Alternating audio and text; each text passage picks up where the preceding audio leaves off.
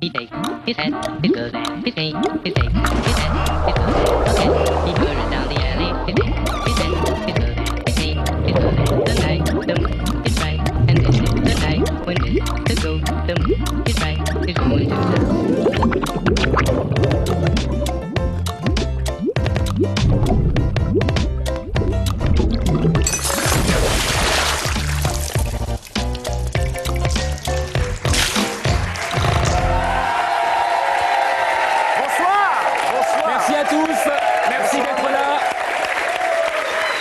Les agités sont là, ça va les agités?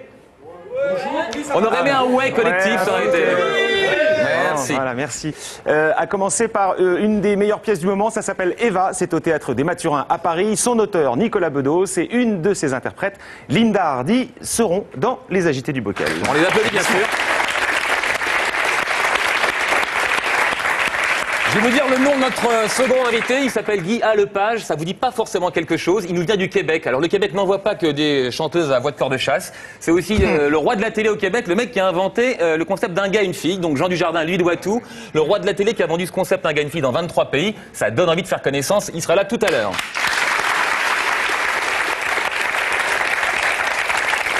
Et comme d'habitude, un invité qui va rester avec nous toute l'émission. Il est un des acteurs français les plus populaires, donc un des plus incontournables. J'ai nommé Clovis Cornillac. Clovis Cornillac. Merci beaucoup d'être là. Ça va? Sapé aujourd'hui en plus, hein? Aujourd'hui, oui. Non, il a la classe, Clovis, malgré les films combat. J'ai remarqué qu'en ville, c'était toujours le costume. D'ailleurs, j'ai un peu le même style, tu as pu le croiser partout. Et pourtant, ouais. On va parler de boxe et de free fighting, puisque c'est le sujet de Scorpion, un film qui est en salle depuis mercredi. Je me suis demandé si tout ça c'était un peu du chiquet ou s'il y avait un peu de la cogne. Vas-y, tape un peu dans l'épaule pour voir. Non. Ah bon, d'accord. Non, parce qu'on m'a dit que l'émission était longue et tout. Je me suis dit, Non, mais vraiment, un petit pour voir. Non. Moi, je peux le faire. Non, en vrai, non. Je peux lui en coller un. Oui, ah oui. Bon, on va commencer avec Stéphane. Oui, parce que malgré tout, on est sur la TNT, on débute, donc on voudrait absolument convaincre les annonceurs qui nous regardent, qui peuvent investir dans l'émission et que tu fais vendre. Nous, on va s'asseoir. Clovis Cornillac.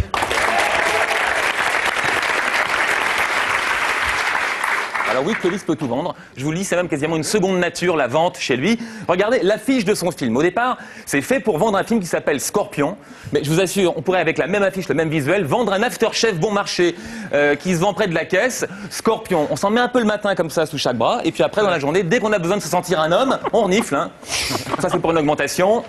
Ça, c'est pour aller draguer. Bon, mais ça serait un peu réducteur, parce qu'il n'est pas juste bien gaulé, Clovis. Il a surtout du mérite. Parce que ce physique, il l'a pas toujours. Il fait du boulot. Alors, il a bossé. Il s'est taillé un corps de rêve, et ça peut servir. Hein. Pensez à François Hollande, par exemple. Parce qu'avec un corps de rêve, il serait pas à la place de Ségolène aujourd'hui. Il aurait fallu connaître la méthode Cornillac. On va en vendre des milliers. Regardez, le avant-après est imparable.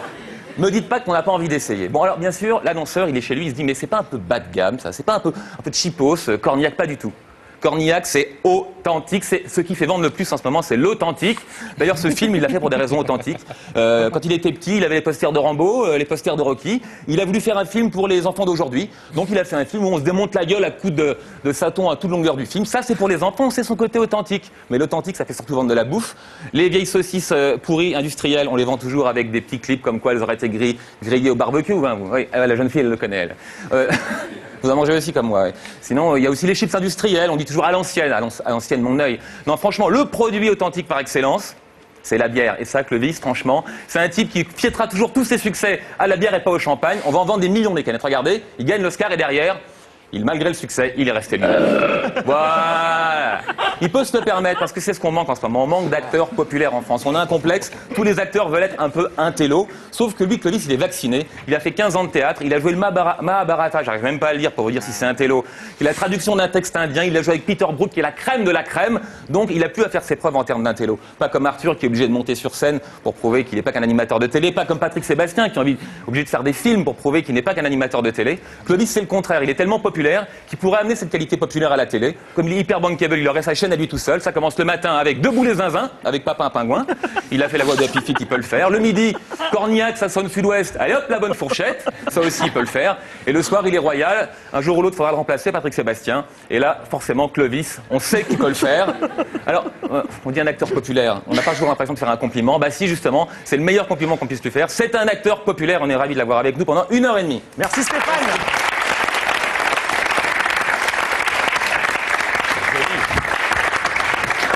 Animateur de télé, c'est plausible, Clovis? Ben non. Non, mais enfin, j'ai trouvé drôle, les montages, ils sont pas mal. Je me souviens que dans le film, d'ailleurs, Scorpio, il y a un moment où le héros arrive dans une boîte branchée, on lui propose le cocktail à la mode, et on sent qu'il dit non, moi ça sera une bière, et que c'est un attachement aux valeurs fondamentales du personnage. Ouais, c'est surtout qu'il est clochard et qu'il est habitué à la Valstar. Comme quoi, c'est un film un peu intello. Moi, j'avais pas tout compris dans Scorpion. Hein, vous voyez, on croit que ça va être facile, en fait, non. On va en parler tout à l'heure avec Clovis, bien sûr. Un petit tour de table vite fait des agités. Ben, méfiez-vous de ce visage un peu sage. En fait, il est complètement barjot, ce type-là. Vous verrez ça tout à l'heure. Clovis. À votre droite, Jean-François Carvéan, c'est le méchant de l'équipe. Vous n'avez pas encore dit de mal de Clovis pour l'instant, Jean-François. Non, oui, parce que si on ne parle pas pendant 1h30 de film où tout le monde se tape dessus, je suis assez gentil. Il a commencé à être méchant, ça sera pire tout à l'heure. Régis Maillot, notre blogueur, lui aussi est un petit peu féroce, mais il est toujours un petit peu agacé. Ton sujet du jour? Non, non, au contraire, aujourd'hui j'ai envie de parler d'humanitaire. Le méchant qui sonne. Je me méfie de ton petit air. Et puis l'intellectuel de la bande, le docteur Teston, 10 ans de sémiologie à Berkeley. Ouais, Forcément, ça permet de comprendre pas mal de trucs. Hein. Voilà, je vous expliquerai aujourd'hui pourquoi la télévision française est la meilleure et je vous expliquerai pourquoi Jean Dujardin et Clovis Cornillac sont fâchés à vie. Alors, C'est vrai? Il a peut-être eu Jean au téléphone, je ne sais pas. C'est un teaser, c'est un teaser. Et bien sûr, la jolie, elle est tellement belle que les draps s'en souviennent, comme Mais dit la pas chanson. seulement. Mais pas seulement. Mais pas seulement. il y a des moments où on fait équipe, et il y a des moments où je dois dire, c'est sa blague surtout. Hein. Oui, c'est surtout que dans la chanson, elle n'est pas vraiment belle. Elle est faite C'était une blague, en fait. Maintenant, j'ai un peu pitié. Non, mais arrêtez de le faire Allez, chier. nouveau lancement. Non, pas de lancement. Donc, Non. Sidney Dubonnet qui nous parle d'Internet. Et sur Internet, il y a aussi des gens qui se prennent soit pour des acteurs ou alors des Eh acteurs oui. de Kung Fu, c'est ça? On sait déjà qu'Internet, c'est quand même la plus grande agence de rencontres du monde. Il y a près de 10% quand même des Français qui y sont, bon, bien sûr, de plus de 18 ans, moins de 70 ans.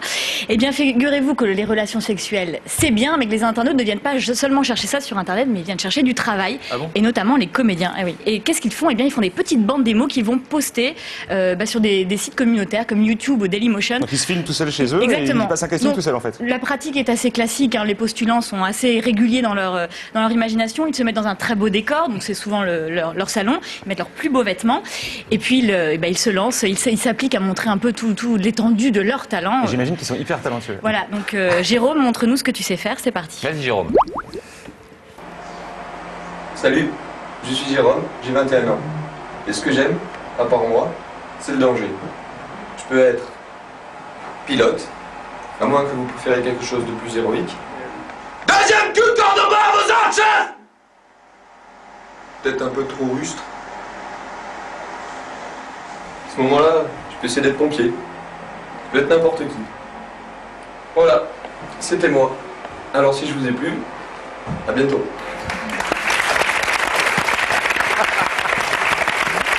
On sent l'œil qui brise. Ça Il y a rappelle l'œil des rieur. souvenirs. C'est pas bien. Non, mais C'est alors, pas bien de se moquer. on ne tenait pas à se moquer. Je vous ai senti ému, Clovis. Vous avez Ouais, l'œil il qui s'est brille passé un quelque peu. chose en tout cas. Parce que ça vous rappelle peut-être des souvenirs, tout simplement. Vous avez dû ramer vous aussi un peu. Non, moi j'ai eu de la chance. Alors, quand on n'en a pas, il vaut mieux Internet. Jamais un casting pénible, jamais une humiliation en disant non, toi tu dégages, le petit. Non. Ok. c'est Enfin, pas devant moi. Peut-être. Mais lui non plus, éventuellement, lui non plus, il sait pas qu'il passe dans cette émission, en fait. Non, là c'est dur. Hein. Enfin, ceci dit, Il met peut-être une non. pointe d'humour, il faut hein. C'est dire. pas Bien sûr, impossible attention, que. c'est dur, mais c'est quand même lui qui le poste sur Internet pour que ça soit vu Non, par mais le plus peut-être, grand en nombre. fait, Donc, il est voilà, hyper- il est Bien Il est sûr. hyper content de passer dans l'émission, en fait. Donc ça peut pas ressembler à l'un de vos pires castings, en fait, ça non. Non. Ah, vous, non, d'accord. Alors peut-être celui-là sont des acteurs donc, qui ont postulé pour un film de Kung Ça me Fu. fait rire. Mais C'est oui, terrible. mais si Des on fois- rit généreusement, ça passe très bien. Ou pas comme Carvéan. Voilà. Parole de méchant. Cruellement. Non, mais gardez-en un peu du rire parce que ceux qui vont suivre, je pense qu'ils sont Voilà, bah, assez, écoutez, on regarde tout de ils suite. sont assez cotons. Ouais.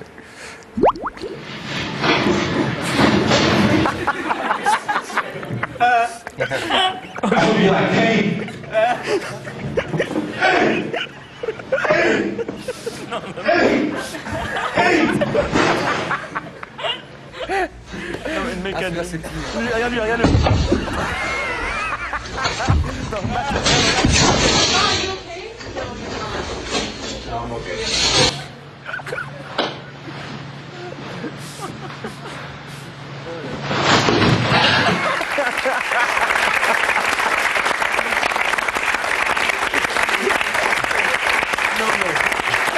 Ah mais il est bon de rire parfois. Non, mais,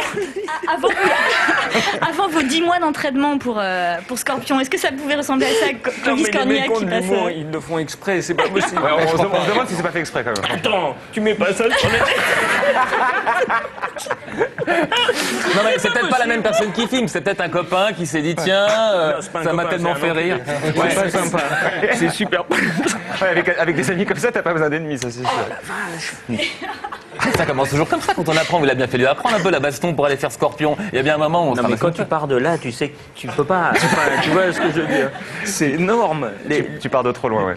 Les types sont dans un truc. Ce qui est génial, c'est finalement sur Internet, quand on est très mauvais, eh ben, on devient culte. Et finalement, c'est peut-être sur Internet, il faut être soit très très bon, soit très très mauvais, parce que les moyens n'existent pas sur Internet. En tout cas, c'est voilà. impressionnant. J'avais envie de vous donner une dernière info pour les personnes qui ont envie de cartonner dans le monde du cinéma. Les directeurs de casting vont beaucoup sur MySpace. Vous savez, ces pages qu'on customise à sa manière. c'est ça, Alors justement, il y a un MySpace comédie où l'on met sa vidéo, ses infos, son univers. Et là, c'est beaucoup plus cerné, beaucoup plus clair pour les réals. Donc c'est... Donc je vois que Blacko et Trégaro qui font un peu les malins, mais vous savez Oh là, que... ça sent la fille pleine d'assurance là. Ça va nous retomber dessus. En matière d'animation, il y a du monde aussi au portillon. Ah oui, c'est vrai. On regarde, ouais. On regarde. Vous recherchez un animateur pas tout à fait comme les autres, dynamique, survolté, de nature très curieuse, surtout en ce qui concerne les potins. Et surtout, avec un charme fou. Eh ben oui, c'est moi. Évidemment. Est-ce que vous avez peur, les garçons? C'est ça le métier d'animateur télé, c'est passer des heures à se maquiller, faire des petites facéties avec tout le monde, avoir de la bonne humeur. Enfin, c'est rien d'autre que ça. C'est vrai qu'il le fait bien. C'est surtout de passer sa tête derrière les fleurs, là, ça je trouve ça. Clovis, on va aller se mettre au bout de la scène, il faut qu'on parle ensemble. On va aller se mettre. Ouais, non, enfin, c'était une façon de parler. Je n'avais pas Clovis compris. Cornillac. Have a seat. Alors, il y a quand même un truc qui est sympa quand on est acteur de cinéma, c'est que ça permet d'exaucer à travers la composition des rêves de gamin. Vous, étant gamin, vous seriez bien vu boxeur. Le destin en a voulu autrement. Et donc, grâce au cinéma, vous faites du free fight, de la boxe. Hein, c'est le sujet de votre film qui est sorti mercredi, Scorpion. C'est vrai, ça sert aussi à ça, le Cinoche, non? J'attendais pas de faire un film sur un boxeur en France parce que c'est pas vraiment notre culture réellement. Mais quand j'étais gamin, non, j'avais pas les affiches. J'étais pas très affiche. Mais en revanche, quand Rocky 1 est sorti, enfin Rocky quoi.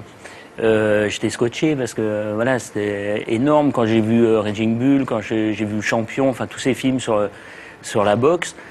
Quand toi, t'es boxeur amateur, gamin, tout ça que tu fantasmes, mais comme, je sais pas, si on faisait un sondage, il y a combien de joueurs potentiels de footballeurs? Ouais, Oui, ça, ouais. mais il y en a plein. Ouais. Donc moi, j'ai fantasmé un truc, puis en fait...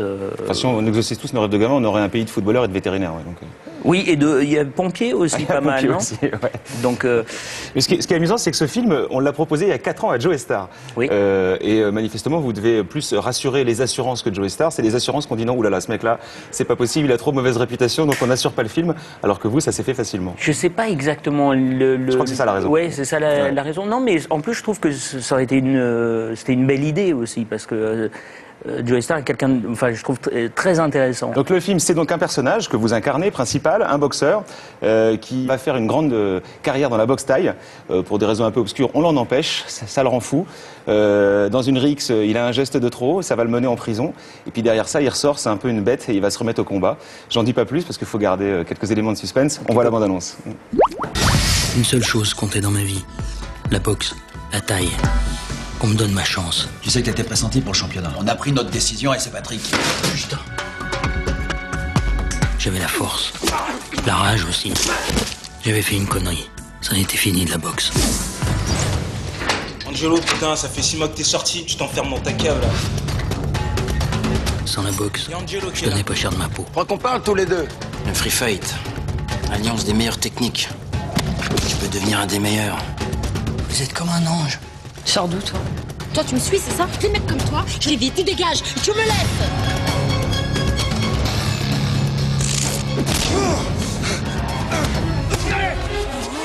cadeau, là. Faut que tu surveilles tes gars, Marcus. Je peux me mettre dans tes bras? Laisse-moi m'occuper de toi. Tu vas me le pourrir, mon poulain. Angelo, tu l'oublies. Impressionnant. Tu vois le mec là-bas? Si j'arrive à organiser une rencontre entre vous, terminer les combats de clando et toute cette merde.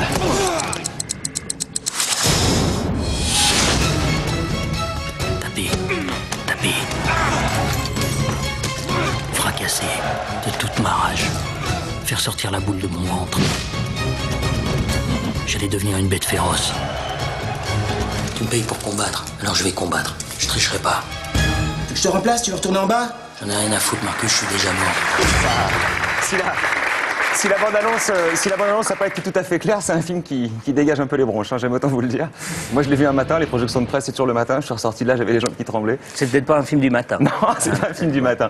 Bon, il y a un procès auquel vous n'allez pas échapper, c'est l'apologie de la violence. Je parle pas de vous personnellement, mais le film, c'est un film qui est assez violent. Mais j'ai cherché avec le recul à comprendre pourquoi j'avais trouvé ça violent et un peu dérangeant. C'est parce que ça existe vraiment. Moi, je crois que c'est ça qui m'a dérangé. Il y a des scènes de violence dans James Bond, le dernier, qui sont pas plus, pas moins que ce film. Sauf qu'on n'y croit pas, on dit bah c'est James Bond.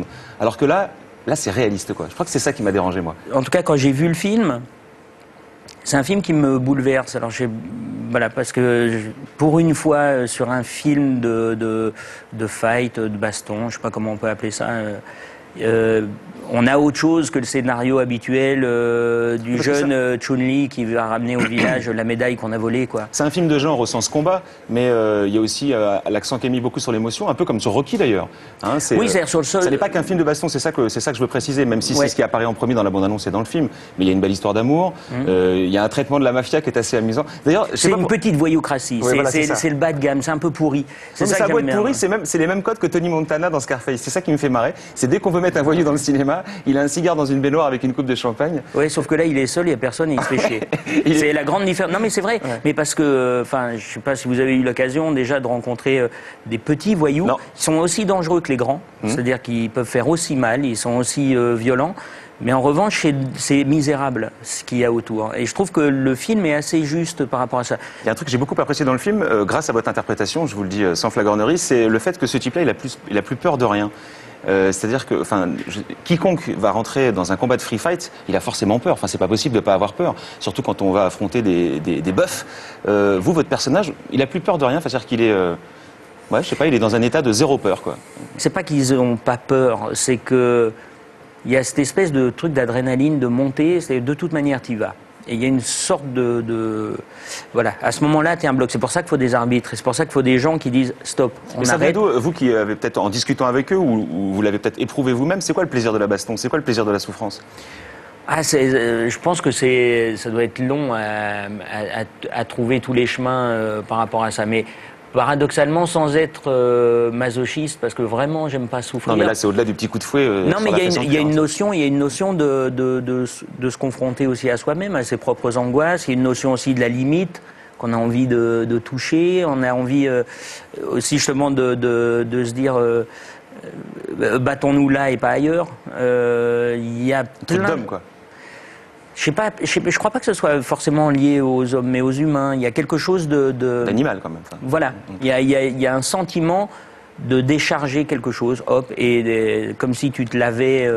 Voilà. Mais je suis pas un amoureux de la baston dans la vie. Je trouve ça pathétique et tout ça. D'autant que dans le film, le personnage, on va en voir quelques images, il doit affronter un petit bébé de 120 kilos qui s'appelle Jérôme Le Banner, qui est un champion lui-même de discipline d'arts martiaux. Et ce qui était marrant, c'est que dans les interviews, il explique qu'il avait peur de vous fracasser en fait, parce que lui, ne serait-ce que par inadvertance, il vous décroche la tête. Mais il vous a fait mal aussi parfois, hein, je crois que vous le dites. Mais on s'est tous fait mal parce qu'on, l'enjeu, en fait, il y a quelques combats quand même dans le film, et c'est des vrais combattants. Et le problème, il était de se dire, aujourd'hui au cinéma, quand on filme des bagarres, il y a des techniques qu'on connaît qui sont, en gros, en fonction d'où vous placez la caméra. C'est de la chorégraphie, quoi. Voilà, on n'est pas obligé de se toucher. Et là, il y a des coups qui sont portés, quand même. Tous les coups sont portés. Ah ouais. C'est-à-dire que le principe, il était justement de dire, à partir du moment où on filme ça comme une discipline, on est obligé de montrer le contact, c'est-à-dire le point d'impact. Hein? Vous en avez chialé parfois, il y a des moments où ça faisait mal quand même. Je mettais les larmes dedans, je pleurais dedans, pour pas inquiéter l'équipe et pour pas inquiéter les gens. Non, puis parce que ça c'est toujours pareil, si tu commences à te laisser aller sur ce type de choses, tu vas jamais au bout. Il y a quelque chose qui fait que À partir du moment où tu lâches, quoi. Donc oui, forcément, je savais que c'est un film qui ferait dans le corps, qui ferait mal, ça fait mal, mais en même temps, on a échappé parce que et les combattants, et le régleur, et tout le monde a été voilà, à jouer le jeu de la meilleure manière qu'il soit. Du coup, on n'a pas eu l'accident, et c'était ça l'angoisse, c'était l'accident. Vous ne faites pas les choses à moitié parce qu'il faut savoir qu'il y a eu un entraînement incroyable pour ce film. On vous a mis à disposition un coach sportif, vous avez fait 4 heures de sport par jour, pendant 1 an, tous les jours. Vous étiez sur plein d'autres tournages, Les Brigades du Tigre, Le Serpent, un film d'ailleurs, je précise, qui a fait plus d'1 million d'entrées, on en est au Serpent, donc ça cartonne, Poltergeist. Donc surtout ces films, vous vous leviez à 6 heures du matin avant le tournage et vous faisiez du coaching sportif avec ce gars-là, pour avoir la ligne et puis l'esprit aussi peut-être. Oui, puis ce qu'on appelle la caisse. Alors pour les sportifs, c'est-à-dire le cœur. Ouais. Parce qu'en fait, le gros problème, c'est que très vite, bon, c'est assez technique, mais comme pour faire un combat, c'est à peu près 8 heures de tournage par jour pendant 4 jours. Ah ouais. Donc pendant 8 heures, tu n'arrêtes pas de te mettre des coups, quoi. Et si le cœur suit pas... C'est pour ça que les boxeurs s'entraînent à la corde à sauter, ouais, c'est pour beaucoup, c'est cardio. Ouais. Donc j'ai fait beaucoup de cœur, voilà, pour avoir la caisse, et heureusement, parce que sinon, je pense que j'aurais pas tenu. Ce qui est assez frappant, c'est que quand on connaît votre parcours, finalement, ce type-là, il vous ressemble. Bon, naturellement, vous êtes comédien, vous avez fait autre chose, mais dans l'histoire de sa vie, c'est un type qui est autodidacte, self-made man, c'est votre cas. Vous avez quitté le domicile parental vers 14-15 ans pour vous prendre en charge. C'est un type dont la vie est basée sur l'entêtement et la pugnacité. Ça a été votre cas. Avant de faire du cinéma, vous avez fait 17 ans de théâtre subventionné dans un relatif anonymat. Enfin, vous n'aviez pas les caméras comme aujourd'hui qui étaient braquées sur vous. Voilà, pas les caméras, mais il faut dire, enfin, peut-être pour ceux qui savent moins, mais c'est vrai que le théâtre subventionné existe pleinement. C'est-à-dire qu'il n'est pas médiatisé, mais il a un vrai public. Ce que je veux dire, c'est que c'est pas... Contrairement, enfin dans le parallèle, contrairement à Angelo, le personnage, moi j'ai eu de la chance, j'ai eu des parents qui m'ont aimé, et je me suis jamais retrouvé confronté à des situations qui sont juste l'enfer, quoi. Donc, alors je poursuis le parallèle. Dans le film, on le voit, on pourrait dire tiens, ce type-là c'est un bourrin. En fait, pas du tout. Il est hyper intelligent. C'est pas un intellectuel, mais il est très intelligent. Et c'est ce que disent vos amis de vous. J'ai lu ça dans un portrait de Libé. Il nous dit ouais, Clovis, c'est pas un intellectuel, mais il est intelligent. Vous êtes d'accord avec ce... Ben, je sais, c'est difficile. Alors là, pour le coup, voilà. Je sais pas qui a dit ça. C'était dans la 4e de couve de Libé. Non, mais l'ironie du sort, c'est que vous êtes quand même décoré, pour quelqu'un qui n'est pas un intello, vous êtes quand même décoré chevalier des arts et des lettres. Oui, mais juste à cause de l'armure, peut-être. C'était juste pour avoir la médaille. Ouais. Bon, juste un dernier mot avant que Stéphane me rejoigne. Malgré tout ce que vous faites, je sais que vous êtes dévoreur de presse quotidienne et hyper intéressé par la vie politique. J'aime bien, ouais. Vous êtes servi en ce moment, hein? Ouais, servi, ouais. Ah, mal. Ouais, enfin, je sais pas. Ouais, non, je lis beaucoup les journaux, mais aussi de la littérature. Et la nuit, je lis les livres et le matin, les journaux. Et souvent, voilà, quand tu te balades, par exemple, dans Balzac, tu dis, ouais, ça n'a pas bougé des masses, quoi. Ouais. Non, ça veut dire que Balzac avait du talent et qu'il était visionnaire, sinon. Oui, mais qui parlait surtout de sa réalité, en disant que ça n'avait pas bougé déjà depuis 2 siècles, donc... Tout ça est un peu sclérosé. Bon. Avant de retrouver Stéphane, on va passer par la NPE Spectacle. Vous avez connu ça? Oui, bien sûr. C'est la NPE pour les artistes, sûr, pour les comédiens. Nous, les Agitons, on a un petit partenariat avec eux, grâce à Monsieur Pedruzzi, on va le découvrir, et c'est nouveau dans l'émission. Et voilà, il donne un petit coup de pouce à des gens qui sortent de la NPE Spectacle, et vous allez voir que c'est pas parce qu'ils travaillent pas qu'ils n'ont pas de talent. Bonjour, je suis le grand Pedruzzi, le plus grand magicien de tout l'État. Et voici mon petit assistant, Yasmine, le prince de l'Atlas. Hola. Maintenant, place à l'illusion et à la magie. Apparition. Disparition.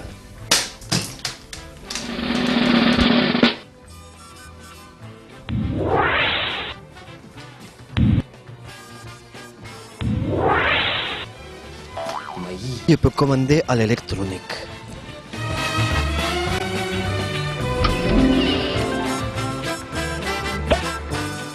Toujours plus loin, toujours plus fort. Je vais, grâce à la force de mon esprit, arrêter la voiture que conduit mon petit Yasmine avant qu'elle ne me percute. Tu es prêt, Yasmine?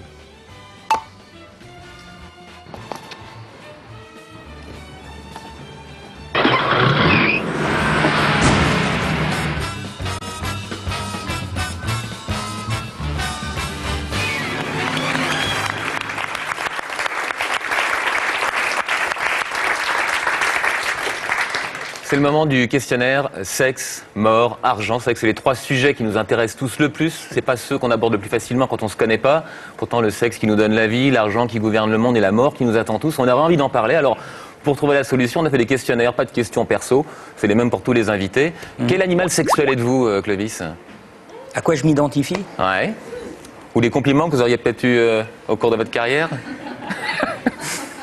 C'est énorme. Le lion, tranquille. Avec la petite crinière qui est bien taillée. Qui chatouille. Qu'est-ce qui vous fait grimper au rideau? Qu'est-ce qui vous fait grimper au rideau? C'est-à-dire l'expression... On parle de sexe, hein, mais bon. Qui fait jouir. On peut dire jouir, j'avais choisi quelque chose d'un peu plus imagé pour éviter d'avoir dire des mots qui m'embarrassent. C'était ouais, c'est ça en fait. De faire l'amour bien, c'est agréable. Ça fait jouir en général quand c'est bien fait. D'accord, mais on aurait pu avoir une petite fantaisie comme il arrive parfois que, je sais pas, un déguisement particulier, non? Ah non, oui, non, pas non. Déguisé en Père Noël, non, bon d'accord. Non mais maintenant je vais essayer du coup. Qu'est-ce qui vous coupe tous vos moyens? Qu'est-ce qui pourrait qu'est-ce qui me couperait tous mes moyens? Il peut y avoir des trucs très cons, j'imagine.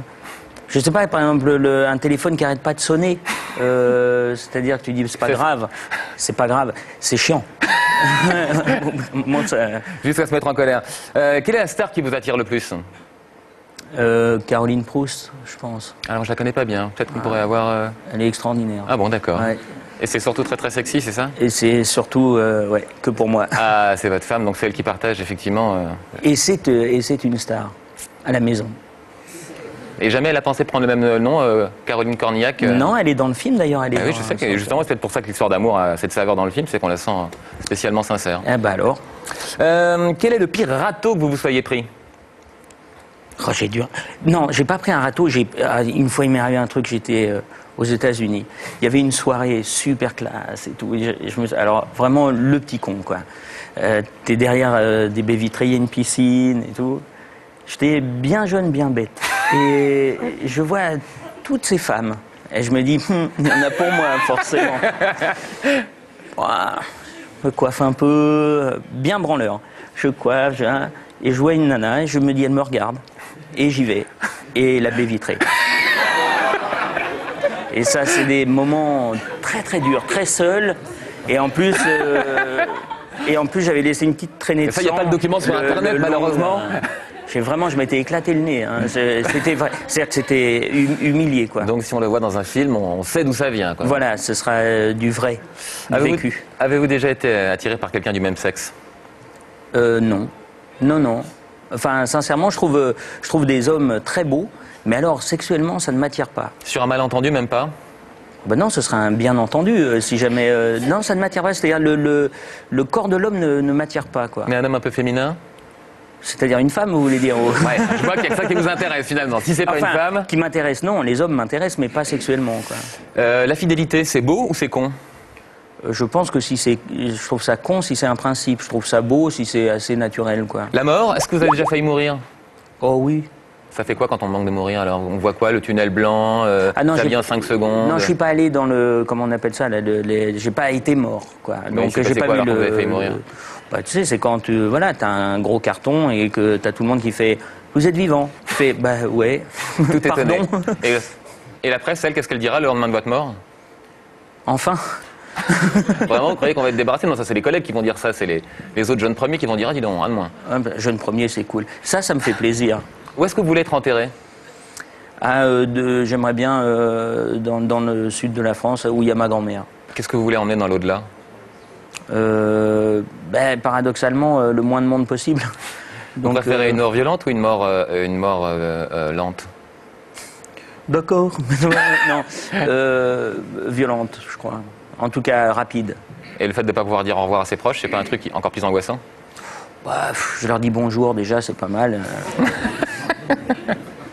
Bon, parlons d'argent alors. Ouais. Est-ce que vous rêviez d'être riche quand vous étiez petit? Je crois pas que c'était un rêve, non. Je devais avoir des images qui étaient liées à la richesse, mais c'était pas la richesse elle-même qui me... Vous ne rêviez pas d'un objet que seul l'argent aurait pu vous offrir? Non, là, j'ai pas. Comment est-ce que vous avez gagné votre premier salaire? En jouant. Et vous avez fait quoi de ce premier cachet? Je l'ai dépensé. Et vous vous souvenez comment? Parce que c'était peut-être le premier, on s'en souvient. Je pense que c'était donc sûrement un peu avant l'époque de la vitre, donc ça a dû être dans l'alcool. À quel moment de votre vie vous avez été le plus dans la dèche? Au tout début. Et vous viviez comment à ce moment-là? Les souvenirs de dèche qui vous restent, c'est quoi? Non, mais c'était pas de la dèche, c'est-à-dire... Juste pour qu'on se rende compte, justement. Ouais, non, c'était... Voilà, j'avais une petite chambre de bonne, et puis... mais je me marrais bien, quoi. Enfin, je veux dire, comme c'est une époque qui n'a pas duré très longtemps, j'ai vite gagné ma vie vraiment raisonnablement et bien. Donc, voilà, je suis un chanceux, moi. Alors, avec les cachets, avec votre plus gros coup de flambe avec l'argent? J'ai eu une période de casino où je jouais beaucoup. Voilà. Ça n'a pas duré très longtemps. On dit pas beaucoup, on dit combien alors Bah beaucoup.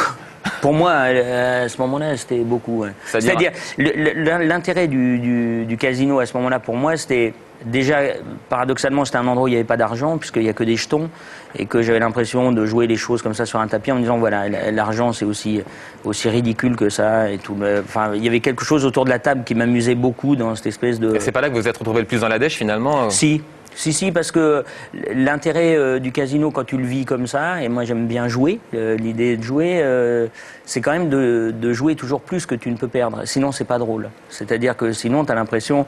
qu'on va pas au bout du frisson. Ouais, non, puis que tu te dis, ça voudrait dire que tu viens au casino pour gagner de l'argent, ce qui n'est pas possible, c'est pas jouable, ça va pas avec le jeu, quoi. Donc, il m'est arrivé, oui, de sortir puis de me dire, bon, bah voilà, là, il y a 2 mois qui vont être très, très durs. Mais personne ne le savait. Si vous redeveniez pauvre, vous en sortiriez comment aujourd'hui? Avec un dossier de presse pour essayer d'avoir un peu de subvention pour monter des spectacles. Vous n'auriez pas un autre métier Ah bah non, moi je sais rien faire. Hein. Non, moi j'ai pas le choix. J'essaierai au maximum de monter une petite structure et de monter des spectacles ou des pièces qui sont dans le domaine public parce que je pourrais pas acheter les droits. Et puis d'aller proposer avec des camarades, de dire bon ben voilà, on va monter telle pièce, tout ça un peu à l'arrache. Est-ce qu'on peut faire dans la Sarthe une tournée? Est-ce qu'on peut faire en Bretagne? Donc vous ne lâcheriez pas l'affaire. Merci en tout cas Clovis d'avoir répondu à ces questions. Stéphane et Clovis vont nous rejoindre. Le coaching est à la mode, les agités n'y échappent pas. Notre coach, il est un petit peu curieux, il s'appelle Jimmy Destroy. Et honneur à Clovis, aujourd'hui, c'est un coaching de boxe, un peu particulier quand même.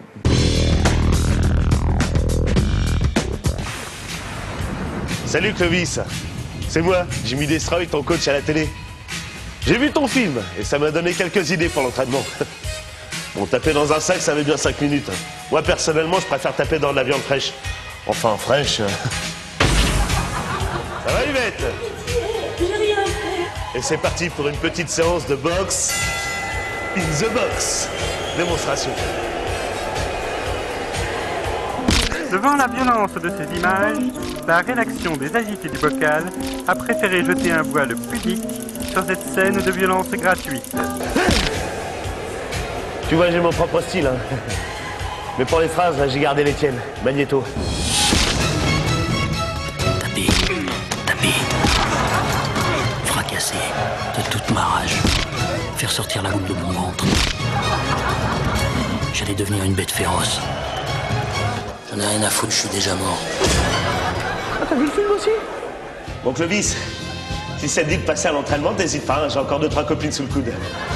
Allez, je vous laisse transpirer dans votre canapé. C'était Jimmy Destroy, pour les agiter. Bon, allez, salut Yvette, hein. Prends soin de toi. Reviens, Jimmy. Je suis ta mère.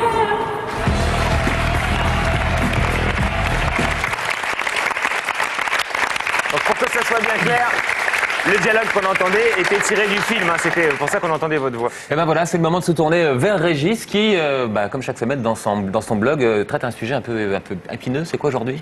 Tout à fait, c'est le sujet du jour, c'est faut-il interdire les ONG? Non mais c'est vrai parce qu'on nous fait culpabiliser, j'ai l'impression au jour le jour, ça n'arrête pas, on n'arrête pas de nous faire culpabiliser. Maintenant dès que tu jettes un papier gras dans la rue, t'as systématiquement un commando de Greenpeace qui s'enchaîne au sol. Ouais. Qui t'insulte en dialecte amazonien. Alors c'est vrai, bon, il y a problème de déforestation, c'est un vrai problème. Mais en France aussi, hein, tu vas au Bois de Boulogne par exemple, hein, tu veux pisser contre un arbre, c'est plus un arbre, c'est un Brésilien. C'est utile, hein, les ONG, c'est utile, enfin déjà pour ceux qui bossent dedans. Je sais pas si vous avez remarqué, on a toujours autour de nous une petite gonzesse qui veut faire de l'humanitaire. En général, c'est quand elle s'est fait larguer par son mec. Il y a une histoire ou... Ah non, pas du tout, ça n'a rien. Non, c'est elle qui est partie. C'est vrai. Chez moi, son NG. Non, en général, elle dit ouais, j'ai besoin de redonner du sens à ma vie, et en plus, j'adore voyager. Tu vois. C'est ça. Elles sont là. Ouais, je pense que c'est super important de militer contre les mines antipersonnelles. Bah, moi aussi, je suis contre les licenciements abusifs. Hein. Non, on a des dirigeants en plus ultra compétents dans les ONG. Par exemple, on a Jean-François Mattei, qui est quand même notre ancien ministre de la Santé, hein, qui a un palmarès énorme, puisque lui, c'est lui qui s'occupait de la canicule en 2003. Résultat, 15 000 victimes. Pour le remercier de sa compétence, on l'a nommé président de la Croix-Rouge. C'est une bonne idée, hein, c'est vrai. Moi, je serais un réfugié angolais, soigné dans un dispensaire de la Croix-Rouge, j'aurais un petit peu les jetons quand même. Hein. Non, ils sont partout les OGN, mais on ne sait plus d'ailleurs à qui donner. Hein. Moi, pour le tsunami, par exemple, ils ont reçu trop de liquide. C'est paradoxal. Ça passe mieux quand c'est plus simple. Il y a des ONG plus utiles que d'autres, vous me direz. Moi, par exemple, les Restos du Cœur, c'est très utile, les Restos du Cœur. Restos du Cœur qui, chaque année, permettent à des artistes oubliés de bénéficier d'un bon contrat chaud pour l'hiver.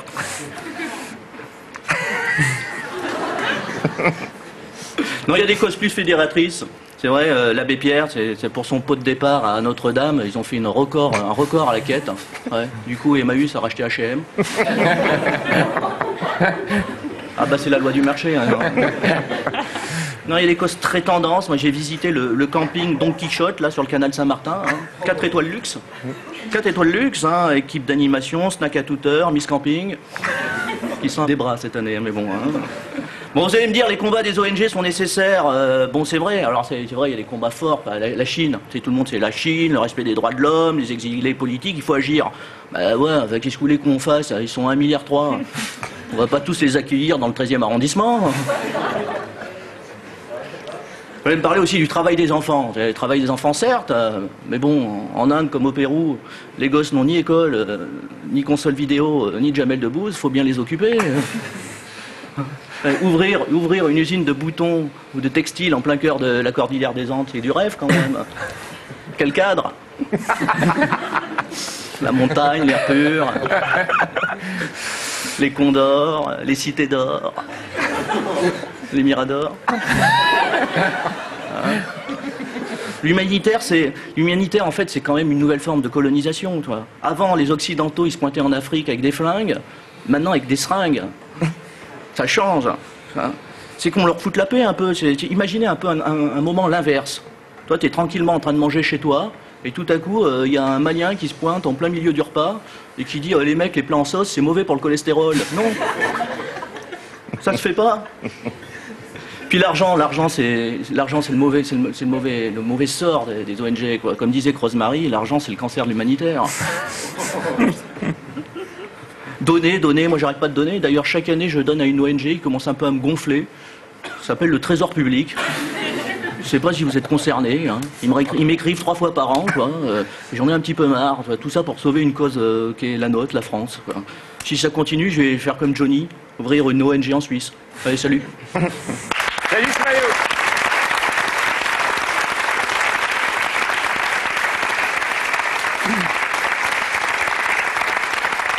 Ça grince un peu, quoi. Hein? Moi aussi, j'ai un problème avec un cas de conscience avec le problème des causes humanitaires. Ouais. Que je trouve évidemment inattaquable. De donner de l'argent ou d'y participer en tant que vedette? Non, peu importe, l'un comme l'autre. C'est-à-dire, c'est vrai qu'a priori, je crois en la politique, a priori, l'idée de voter, c'est justement d'avoir une politique qui se charge de ça. Moi, c'est ça que j'attends aussi des politiques. Quand on dit JT, on pense forcément 20h. Or non, il y a un nouveau JT qu'il ne faut absolument pas rater. C'est celui de Mademoiselle Zouzou. C'est le JT des agités du bocal. Bonsoir, je suis Keltom Zouzou.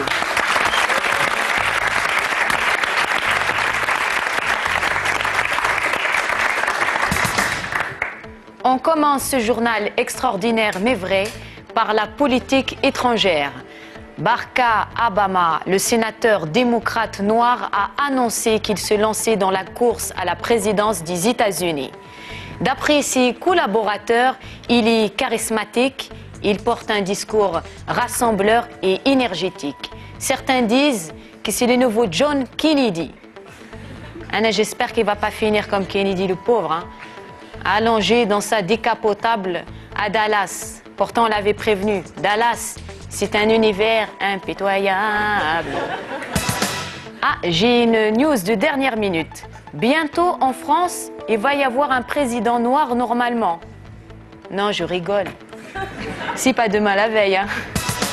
La suite, transport. Paris est devenu la capitale des embouteillages. Les Parisiens ont de plus en plus de mal à se déplacer dans la ville et les transports en commun sont eux aussi saturés aux heures de pointe. Anna, je sais pourquoi, c'est à cause du couloir de bus. Oui, maintenant ils ont fait le couloir du vélo, bientôt ils vont faire le couloir des patins à roulettes, le couloir des trottinettes. C'est pas normal. On dirait Delanoë, quand il était petit, il avait des problèmes avec le couloir. La suite. Cinéma. Taxi 4 est sorti depuis quelques jours. Vous pouvez aller le voir dans vos écrans de cinéma. Les spectateurs ont pu apprécier ce film de Luc Besson. En plus, il y a la musique du film avec des chanteurs comme Sniper, Faf le Rage et Kerry James.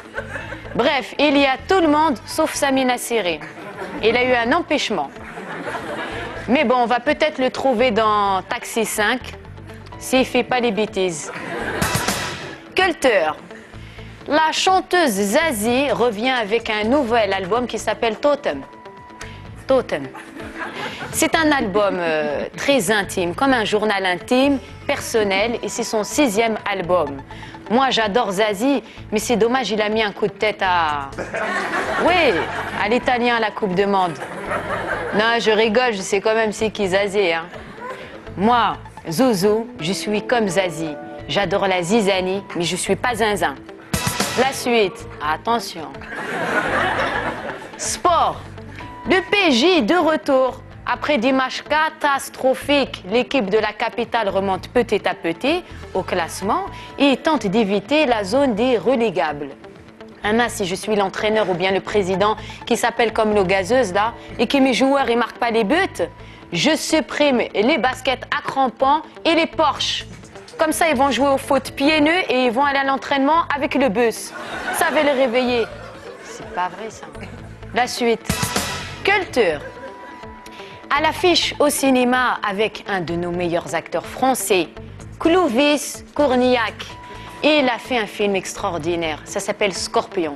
C'est comme le parfum, ce film est à terre. En plus, dans cette production extraordinaire, il y a de tout. Il y a la bagarre, il y a les petits scorpions et la bagarre.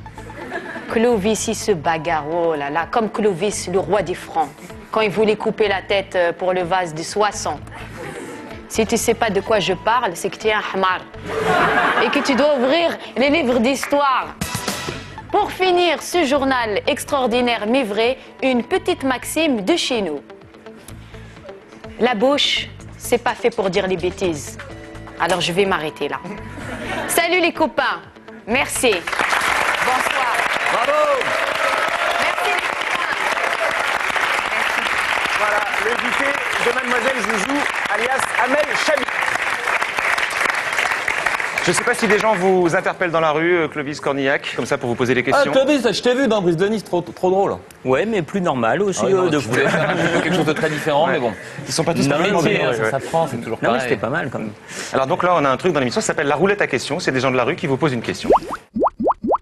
Mais est-ce que les gens, quand ils vous voient en vrai, ils sont pas un peu déçus? Si, bien sûr. Fais-moi sans mariole, hein, comme quoi on critique mon jeu d'acteur, tout ça alors. Ah non, mais c'est vrai. Bah évidemment. Ah bon? Bah, c'est quoi la déception? Le cinéma, c'est faux. Enfin, c'est-à-dire, on est. Ça rend beau? Bah évidemment. Bah oui, oui. Vous êtes beau gosse. Non, mais ça n'a rien à voir. Le cinéma, mais les gens nous met en valeur. Même quand tu fais le boudin ou n'importe quoi, c'est pareil. Il y a quelque chose entre le réel, tout d'un coup, bah, tu dis, oh bah tiens, c'est un petit homme. Ça crée aussi vachement de familiarité, j'imagine. Enfin, ou alors le cinéma, c'est très différent de la télé. On vous respecte toujours, on vous regarde toujours comme un immense artiste. Ouais. Il y a un côté quand même. Je vois des camarades, par exemple, très connus de la télé, avec qui je voyage ou n'importe quoi. Et c'est pas la proximité, c'est pas pareil. C'est on leur tape sur l'épaule, on les prend. Et si le mec est pas très sympathique à ce moment-là, on dit bah putain il se la pète. Donc, alors que toi, le mec qui te dit ça, tu lui casses le nez, donc forcément. Non, mais ils le font, on fait moins avec le cinéma. C'est peut-être le moment pour nous juste d'accueillir l'invité suivant, quelqu'un qui travaille à la télé justement, qui s'appelle Guy Apage. Son nom vous dit pas grand-chose, Clovis, si? Si. Vous connaissez Guy Apage? Ah, Lepage. Lepage. Excusez-moi, j'ai rappelé. Vous connaissez Guy Apage, mais pas Guy A. Lepage. Ah non, pour moi, le truc, c'était en fait, le A qui était surtout hyper important de ne pas oublier le Guy A. Lepage. Alors, on l'appelle Guy Lepage. Lepage, oui. Vous connaissez ce garçon? Vous lui dites qui c'est alors, peut-être en une seconde? Ce que je connais de lui, c'est un gars et une fille, version québécoise, canadienne, je sais pas comment on dit, en tout cas. Québécois. Et voilà, mais c'est... Effectivement, c'est l'inventeur, c'est lui qui a en quelque sorte permis à Jean Dujardin de débuter à la télévision, puisque c'est lui qui a inventé le concept un gars et une fille qui vient du Québec. Il est juste en coulisses, il va nous expliquer que cette émission a été vendue dans 23 pays dans le monde. Ça mérite peut-être quelques applaudissements. Et Régis s'en va.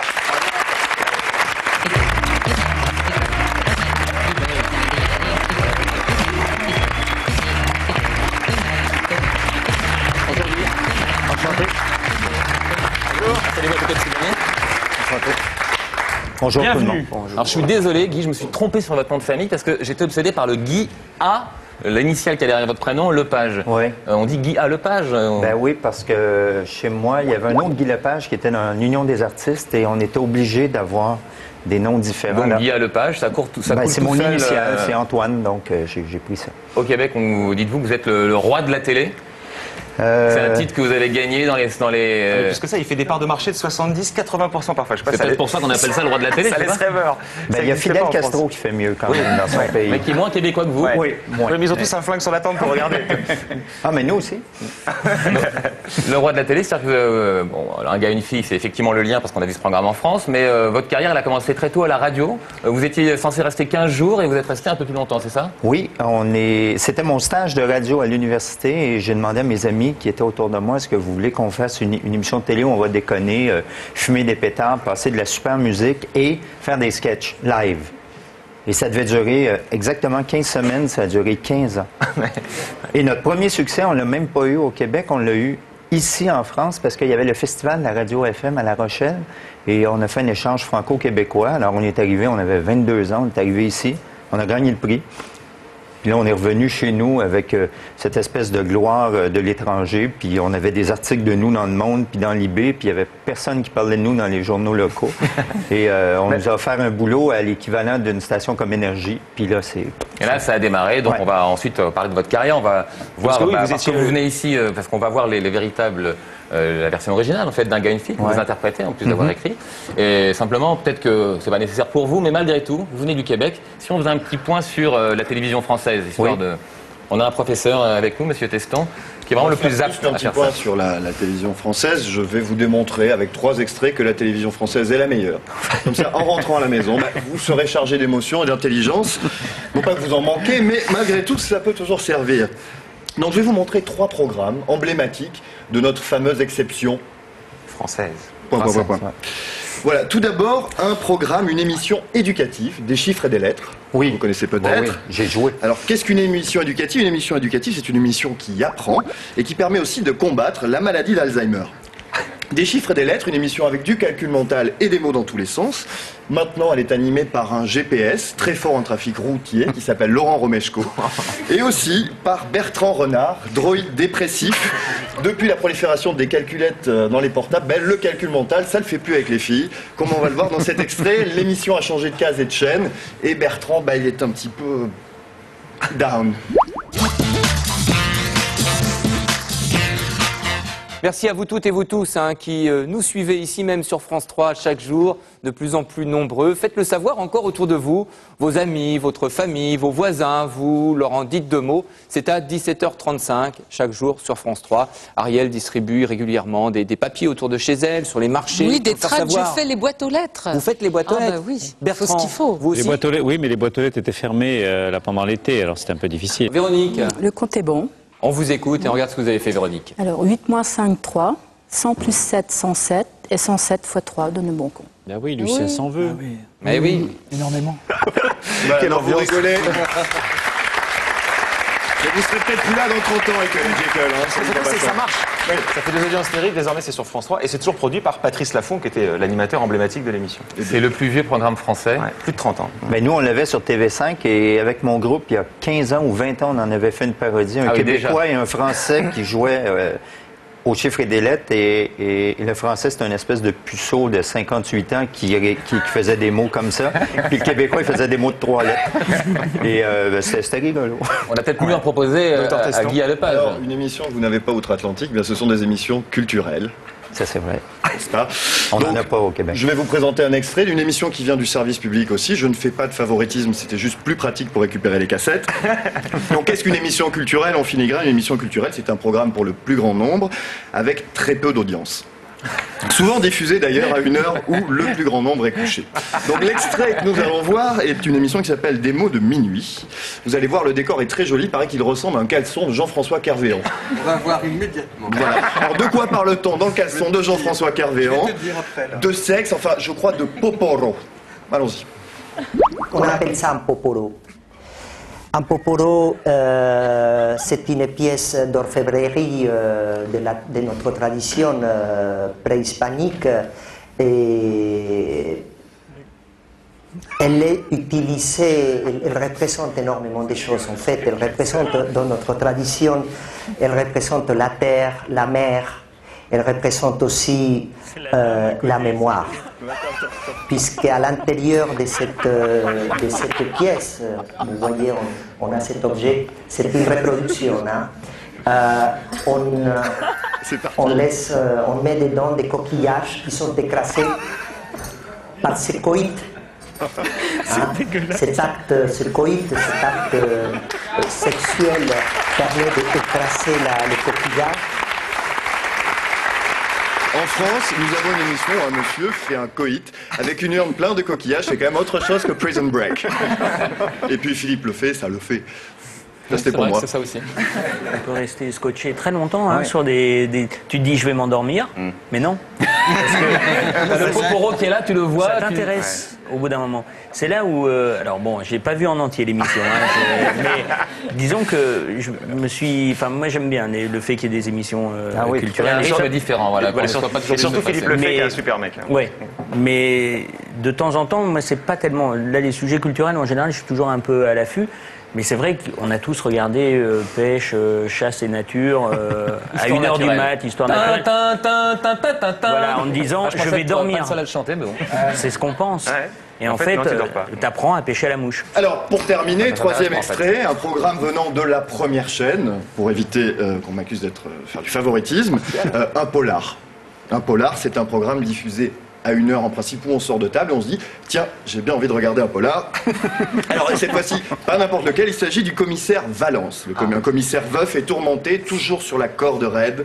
Dans le monde entier, ce qui définit un bon polar, c'est 1, un héros, 2, une belle arrivée en bagnole, 3, une scène de crime ultra réaliste. C'est parti.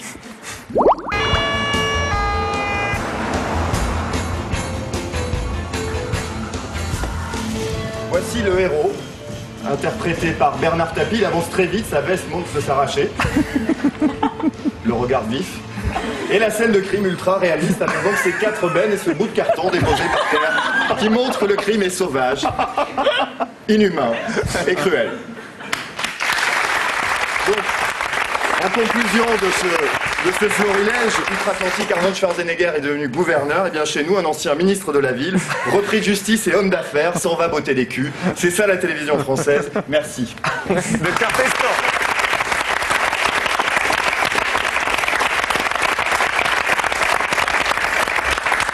Ça vous a fait spécialement rire l'arrivée de la R19 tout à l'heure dans notre polar à la française. Ah oui, moi je trouve ça super drôle.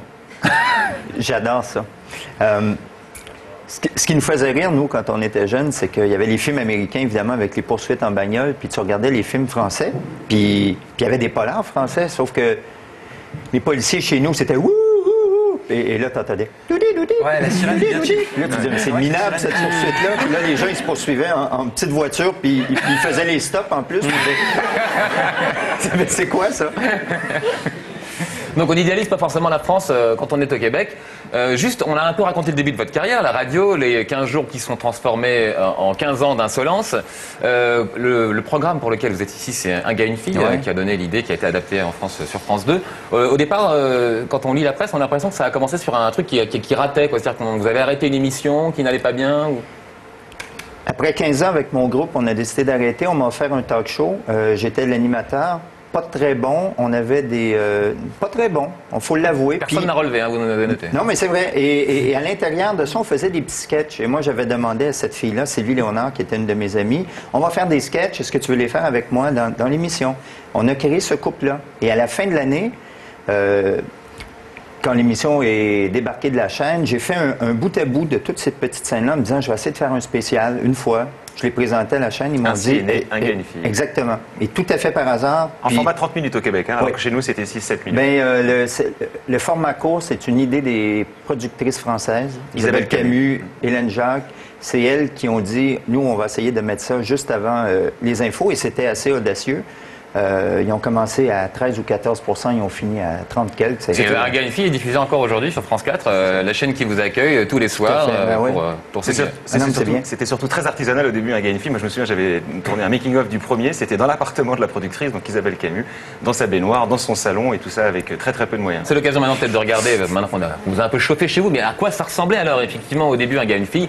Voilà, dans le best-of, on voit de très nombreuses scénettes. On en a montré une où, effectivement, on sent bien la répartition des rôles, le couple moderne, comme on l'a un peu vu chez nous, mais c'est interprété par les inventeurs du concept. Guy, lâche ton playboy, viens m'aider. Guy, lâche ton playboy. Pourquoi tu ris? Sylvie, PlayStation Game Boy. Pas Playboy. Oui, c'est ça. Ça, c'est le Playboy. Je savais que t'avais ça. Ça. On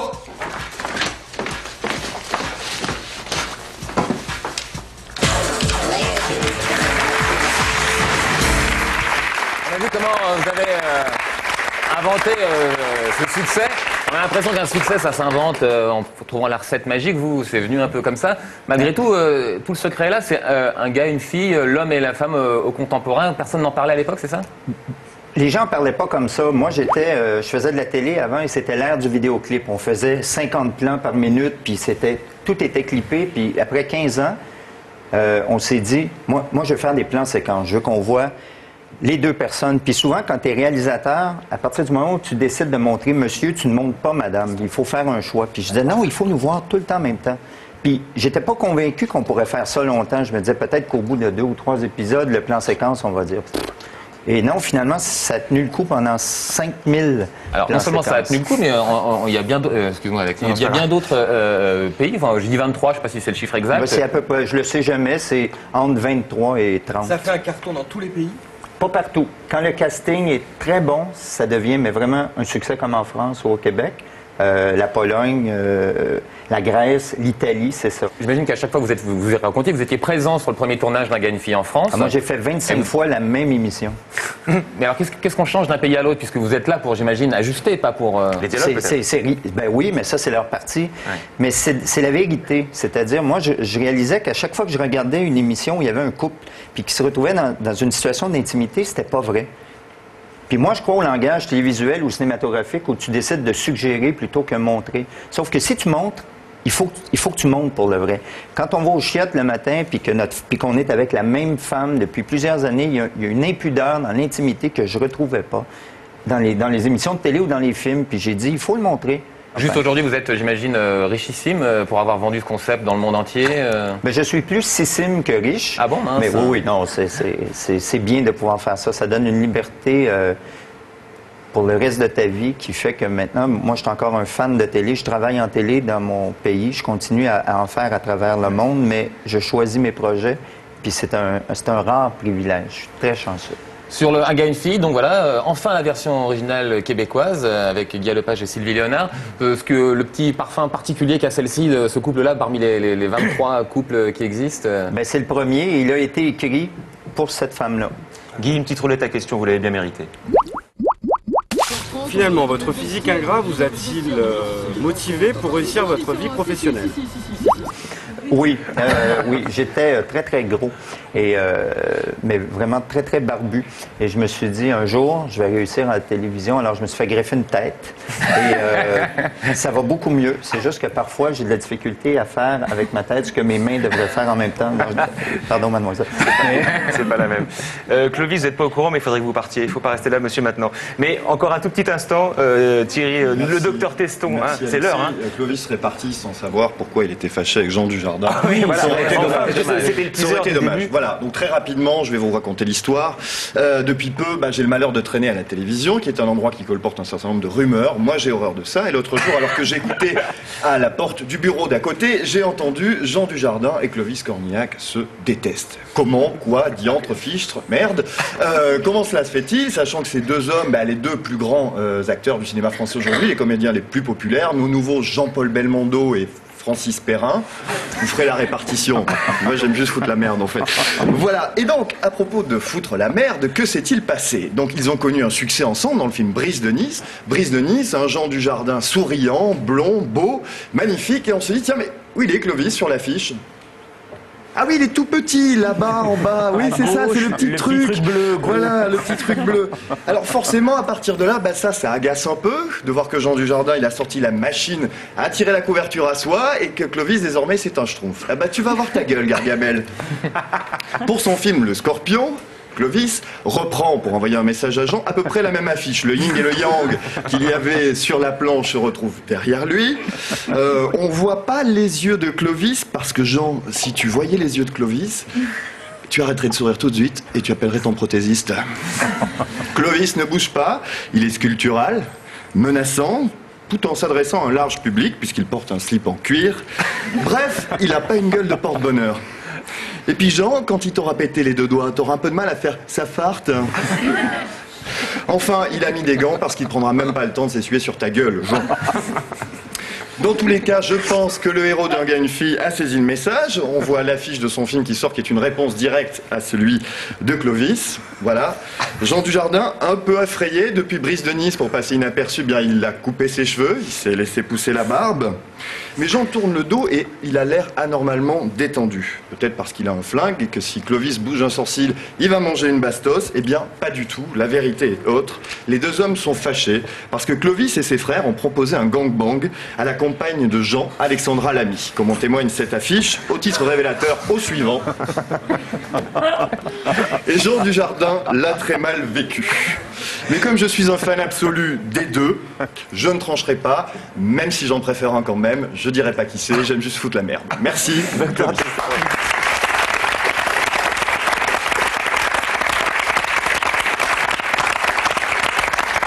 Juste avant que vous partiez, Clovis, votre voisin, qui s'appelle Ben, adore écrire des contes un peu absurdes. Voilà. Comme ça vous concerne un petit peu, juste avant que vous partiez.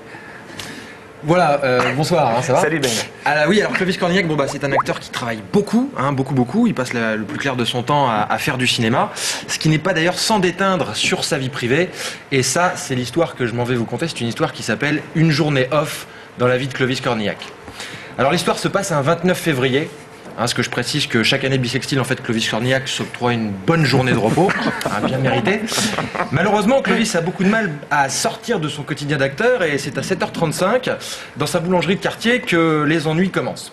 Clovis prend son élan sur le trottoir, défonce la devanture de la boulangerie, fait une petite roulade à faire pâlir Rémi Julienne, se relève en sortant une plaque de police et déclame « Commissaire Valentin, je voudrais une demi-baguette et un croissant au beurre, s'il vous plaît ».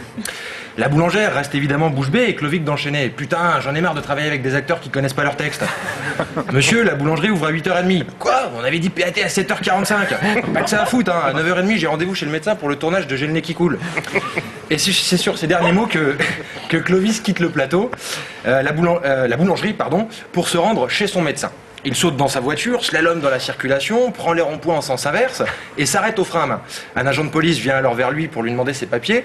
Clovis baisse sa vitre et lui répond « Toi, je te donnerai la réplique quand tu seras passé au maquillage. » Le policier entame alors la lecture de l'article 7 du Code de la route et 13 du Code pénal quand Clovis l'interrompt. « Dis donc, t'as beaucoup de texte toi, pour un figurant, je te rappelle que c'est moi la vedette. » Clovis monte ensuite chez son médecin en grimpant par les fenêtres, rappelant ainsi au producteur de Yamakasi qu'au départ le rôle était pour lui. Il tombe alors vite nez à nez avec la secrétaire du cabinet médical qui lui demande sa carte vitale. Clovis, en bon professionnel, tente d'improviser et raconte l'histoire des 3 petits cochons. Mais il s'interrompt très vite et demande au réalisateur de couper la scène et réclame à l'accessoiriste sa carte vitale. La secrétaire médicale en pleurs lui rappelle qu'elle est en contrat première embauche et qu'elle ne comprend pas vraiment de quoi il veut parler. Cette phrase rappelant vaguement à Clovis une réplique de Jérôme Le Banner dans le film d'arts martiaux Scorpion, celui-ci lui décosse un mawashi semelle qui lui arrive tout droit dans la narine droite. La secrétaire meurt sur le coup d'une gastro-entérite. C'est sur ce raffut qu'apparaît le médecin. Clovis lui balance « Bah voilà, au moins t'as ton costume ». Le médecin s'étonne de voir la secrétaire allongée par terre et questionne Clovis du regard. Clovis qui lui répond bah, c'est une bonne actrice, mais enfin je trouve qu'elle en fait quand même un peu des caisses. Hein. C'est alors qu'il reçoit un coup de téléphone de son agent pour lui demander comment se passe sa petite journée sabbatique. Et c'est à ce moment-là que Clovis revient brusquement à la réalité et demande l'orthographe exacte du mot sabbatique. La morale de cette histoire, eh bien, vous l'avez tous deviné, ce qui me dispense d'ailleurs de vous la donner. Merci beaucoup. Bravo.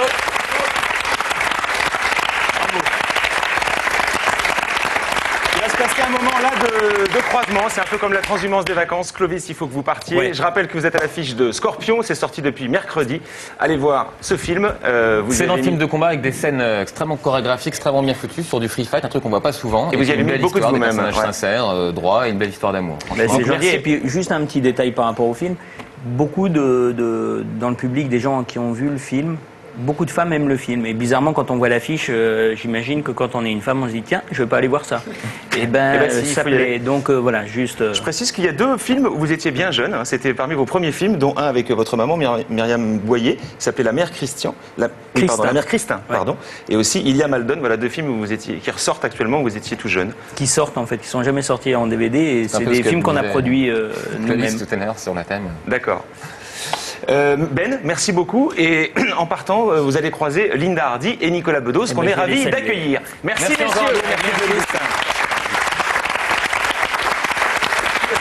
Merci beaucoup. Merci beaucoup.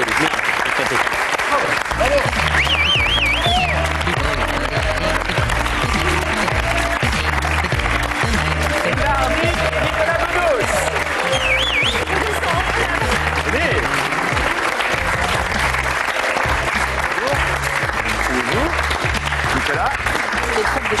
Bonsoir Linda. Bonsoir. Bonsoir Nicolas, merci beaucoup à vous. Juste à côté de Linda. Alors, Linda Hardy, Nicolas Bedos, bonsoir. Protagoniste d'une pièce qui s'appelle Eva. Au théâtre. Protagoniste d'une pièce. Voilà. Nicolas Bedos est l'auteur, ça s'appelle Eva, c'est au théâtre des Mathurins. Et c'est vrai qu'on vous attendait pas là, tiens, Linda Hardy. A priori comme ça. Non pas sur ce plateau, mais sur les planches du théâtre des Mathurins pour la pièce. Moi non plus, je m'y attendais pas. Comment ça? Voilà. Personne s'y attendait en fait. Non, personne s'y attendait. C'était le cadeau de Nouvelle Année, ou le cadeau de Noël. Ah bon? Alors le comédien principal, j'allais dire en tout cas, c'est Nils Arestrup. Est-ce que c'est lui qui vous a choisi? Oh, je pense que... Enfin, je sais pas, c'est à Nicolas. Il a peut-être ce pouvoir-là après tout, puisque c'est un grand nom du théâtre. C'est vrai que Nils a été très agissant et extrêmement favorable. Je crois que c'est un homme qui veut défier pas mal le snobisme, alors que lui est un acteur qui a la carte à mort. Je crois que ça l'a beaucoup amusé de dire merde à pas mal de préjugés. Et il a eu raison, parce que Linda est magnifique. Et ben voilà. Non mais c'est vrai que c'est assez chouette, parce que j'imagine que c'est ce à quoi vous êtes confronté en montant sur les planches, Linda Hardy. Alors, parce que des gens doivent vous connaître pour différentes raisons. Il y en a qui doivent vous connaître comme Miss France, d'autres qui doivent vous connaître à la télévision, d'autres qui doivent vous connaître comme comédienne. Vous avez fait le film de Enki Bilal, Immortel, et donc maintenant au théâtre. C'est pas la première fois, cela dit, que vous montiez sur les planches. Vous l'aviez déjà fait avec le même metteur en scène, d'ailleurs, Daniel Collat. Donc j'imagine que le premier truc à faire, c'est de désamorcer les a priori vous concernant. Oui, j'ai un petit peu l'habitude. Hein. Vous savez, les a priori, je les traîne depuis 15 ans maintenant, donc. Ouais. Ça ne me gêne même plus. C'est même très très drôle parce que tout devient un défi. Et Ça va, les a priori, c'est que vous êtes belle, vous avez du talent, c'est plutôt des a priori agréables. Ça, c'est les a priori positifs.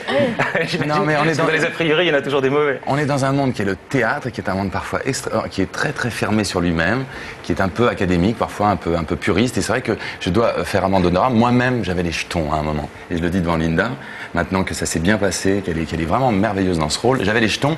Et c'est vrai que je vais dire la vérité, quand on a parlé d'elle, ça me foutait les jetons. pas par rapport à mon propre jugement, mais à celui de tous ces petits marquis qui jugent notre travail. Pas du tout. Mais c'est vrai qu'on est dans un certain milieu. On est dans un certain milieu. Voilà. Et Nils Arestrup m'avait regardé, j'avais toujours pas vu ce que Linda pouvait faire en lecture, et m'avait dit, monsieur Nicolas Bedos, vous êtes bien jeune pour être aussi snob.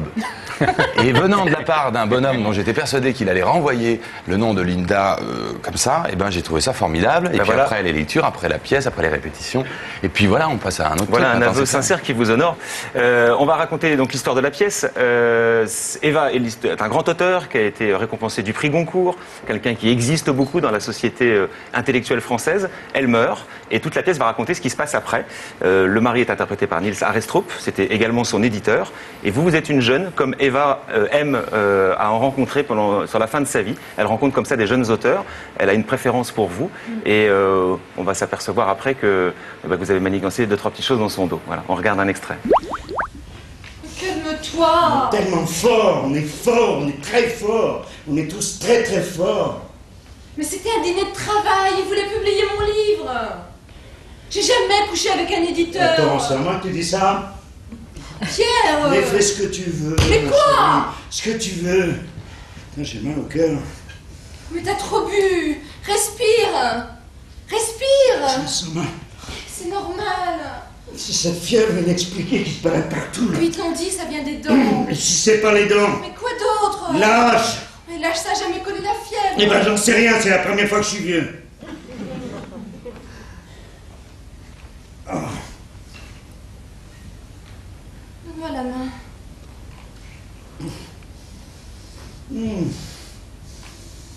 Je t'aime, je suis là. Ça c'est le Goncourt. Ah bah ça intéresse les gens. Bon bah tu l'envoies, mais elle est moche. Tu trouves? C'est toi qui vois. Celle-là c'est droit à l'avortement. C'était très important pour elle.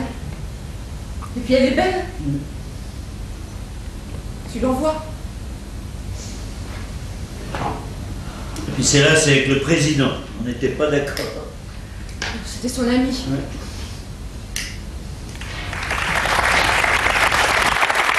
Voilà. Eva au théâtre des Mathurins, une pièce signée Nicolas Bedos avec Linda Hardy, Nils Arestrup et Brigitte Catillon, excellente dans le rôle d'Eva. Juste jouer avec Nils Arestrup, c'est un comédien, comment on va dire, physique, Nils Arestrup, avec quelques légendes qui lui traînent derrière le dos. Non, c'est une expérience juste incroyable, quoi, en fait. Pour moi, c'est une expérience incroyable puisque c'est un monstre de théâtre. Je suis à la fois le plus possible dans mon personnage tous les soirs. Et qu'est-ce qui est compliqué de jouer avec lui, c'est qu'il est lui à fond dans ses personnages et que parfois ça déborde un peu? Non, c'est même pas ça. C'est qu'en fait, il est toujours à la recherche. Il est toujours à la recherche de sa propre vérité, de la vérité de son personnage. Et puis ça bouge, mais enfin, en même temps, le théâtre, c'est aussi merveilleux pour ça. C'est que rien n'est complètement figé. Et donc, voilà, il faut le suivre. Alors après, il faut juste être très très fort dans la situation. Et puis les choses se passent bien. Mais moi, je suis un petit peu spectatrice et j'étais surtout, maintenant ça va, on a commencé à prendre l'habitude, mais le premier soir... C'est un défaut ça d'être spectatrice quand on est sur scène alors qu'on est en train de jouer. Oui, mais je pensais aussi, mais bon, c'est beaucoup plus compliqué que ça, je vous expliquerai. Et moi, ça me troublait énormément au début, ça m'est arrivé déjà, et je sortais toujours extrêmement malheureuse en me disant, mais j'étais... Et en fait, c'est juste un ressenti personnel que le public ne voit pas. Ouais. Et des fois, vous pensez que vous êtes très très bien et vous êtes vraiment nul, et il y a des jours où vous vous sentez moins bien. Alors quel est le critère de vérité dans ces cas-là? Enfin, sur qui c'est le public. La vérité, c'est le public. C'est le bonheur qu'il a à regarder la pièce. Il est bouleversé, ému. Alors il vous applaudit spontanément. Bravo, Linda! Il y a le metteur en scène aussi quand même qui donne son avis, et Nicolas j'imagine. Juste pour préciser quand même, parce que c'est une pièce hyper féroce, hyper cynique. J'avais déjà vu votre première pièce que moi j'avais beaucoup aimée. Il y a du talent chez ce Nicolas Bedos quand même, il faut bien le dire. Et ce qui est amusant, c'est que c'est la critique en creux de la petite société germano-pratine, de la société culturelle française. Ouais. Je crois que l'idée de la pièce vous vient d'un jour où vous étiez à l'enterrement d'une famille et vous étiez stupéfait par le cynisme qui régnait pendant cet enterrement, et c'est comme ça qu'est née l'idée de la pièce. Ouais, il y a eu plein de choses, J'ai quelqu'un dans ma famille que je ne citerai pas, mais on m'avait raconté cette anecdote, je n'avais pas assisté à ça, mais un mec très très proche de la famille, qui avait une femme superbe qui était morte, il en était fou, raide dingue, d'ailleurs ça rejoint complètement le thème de la pièce du coup, Et on m'avait raconté ça quand j'étais petit, ça m'avait beaucoup choqué. Il était arrivé le jour de l'enterrement de sa femme, qui était partie d'un cancer. Avec sa maîtresse. Avec une jeune, ce qui n'a rien à voir avec le personnage de Camille, avec une jeune poufiasse rencontrée la veille dans une nuit d'ivresse. Et ça avait stupéfait, parce que c'était un homme sensible. Et donc, au lieu de... En fait, voilà, des années plus tard, en fait, on écrit une pièce pour essayer de comprendre un comportement qui nous a paru tellement transgressif et tellement inhumain. Et je crois que, finalement, voilà, l'écriture, ça doit servir à ça. Donc, vous l'aviez jugé un peu salaud au départ, et après, vous l'avez un peu compris. Je le maudissais, j'arrivais plus à le regarder. J'avais une sorte d'indignation d'enfant, et que je l'ai transformé après en essayant de le comprendre comme un adulte. La petite société germanopratine que Jean-François connaît juste par cœur, d'abord pour en faire partie, finalement. Oui. Hein, enfin, je veux dire, oui, c'est méchant, c'est vrai que c'est méchant. La pièce est méchante. La pièce et le monde germanopratin est méchant en général. Germanopratin, c'est Saint-Germain-des-Prés. Voilà, Saint-Germain-des-Prés, voilà. Non, mais c'est aussi parce que... Quartier central de Paris, oui, tu viens d'Agen, Thierry qui n'est pas forcément au courant, mais à Paris, il y a un quartier qui s'appelle Saint-Germain-des-Prés, et dans lequel, effectivement... Non, mais c'est géographique, ça tient au fait que tous les éditeurs sont installés là, et que c'est là que s'échangent les manuscrits, les rendez-vous, les rencontres avec les auteurs. Vous êtes un pédagogue formidable, Jean-François, je vous remercie. Le jour où les maisons d'édition auront moins d'argent, on se délocalisera vers la banlieue, et on pourra très bien faire de l'édition dans le 93 ou le 92, c'est une tradition. Comme les vêtements. Mais la pièce... Ça raconte un truc formidable, c'est qu'est-ce qui se passe quand un très grand écrivain disparaît, et surtout quand c'est une femme. Et c'est vrai que dans la vie littéraire et dans les archives comme ça de la critique, il y a eu des cas, notamment, alors je vais en parler de deux parce qu'elles sont totalement antinomiques toutes les deux, c'est que s'est-il passé quand Marguerite Duras est morte, que s'est-il passé quand Françoise Sagan est mort. Et alors les écrivains, quand ils sont très connus, ils arrivent à gagner beaucoup d'argent. Duras adorait l'argent. À partir du moment où elle a eu le prix Goncourt avec L'Amant et où on en a fait un film dont tout le monde se souvient, elle a gagné énormément d'argent. Elle était très radine et elle a dit qu'elle avait acheté, enfin ce qu'elle a fait, elle a acheté 2 cachemires, un pour elle, un pour son amie Yann Andrea, et tout le reste, elle avait une jouissance chaque matin, à savoir que cet argent s'entassait à la banque. C'était vraiment le rapport qu'elle avait à l'argent. Sagan, c'est totalement l'inverse. Quand elle est morte, il s'est passé quoi du coup alors il y a eu crise parce que comme tous les gens radins, généralement ils gèrent très mal les questions d'argent. Elle avait un fils, elle avait un ami qui était de l'âge de son fils, Yann Andrea, et son fils Aouta. Ils se battent encore aujourd'hui sur l'héritage parce qu'il a été mal réparti. Elle a voulu donner, ils ont contesté, c'est un peu compliqué, c'est un peu dommage. Les écrivains ne sont pas les rois de la comptabilité, de la mise au propre. Et ça rejoint un peu la pièce, il est resté beaucoup de secrets. Et aujourd'hui, sur la fortune de Marguerite Duras, les procès continuent. La pièce parle pas d'argent, hein. Ouais. On est dans un, on n'est plus du tout dans la même... Est-ce que je peux juste rajouter un truc bien sûr. Parce que là, on a l'impression, et c'est une fausse impression, que la pièce est une sorte de satire du milieu littéraire. On parle d'écrit. Pour moi, c'était un prétexte. Il se trouve que j'ai choisi le monde de l'écriture pour ne pas avoir à faire une parabole plus précise sur la célébrité, la notoriété en général, et pour pouvoir parler de choses qui me tiennent à cœur. Mais et puis en plus avec l'arrogance dont je peux faire preuve sur ce plateau. C'est pas une petite pièce corrosive et assidue sur le milieu littéraire parisien. Ça reste la mort, quand même. C'est un prétexte, c'est la mémoire, c'est l'amour d'un homme pour une femme dont il n'arrive absolument pas à se défaire du souvenir, la transgression qu'il commet dans les bras du désir, de l'avenir. Il se trouve que je leur ai donné...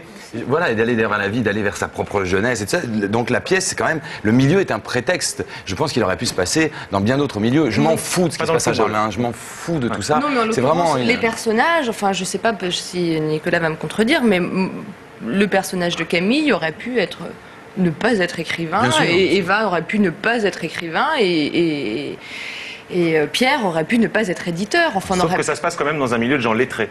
Tout à fait. Oui, enfin des gens intelligents, il y en a partout. C'est pas faux. Y compris dans le football, contrairement à ce que vous dites dans la pièce. Jean-François, pour poursuivre. L'autre cas, c'était qu'il y avait une femme très connue, mais très généreuse, c'était Françoise Sagan, et elle, ça a été l'inverse, c'est-à-dire que toute sa vie, elle a accumulé beaucoup d'argent, elle l'a dilapidé avec un très grand plaisir. À la fin de sa vie, elle avait une carte bleue où elle ne pouvait tirer que 500 francs par jour, à l'époque, c'était pas des euros. Et même à la fin de sa vie, il y a même plein d'amis qui pensaient lui rendre service.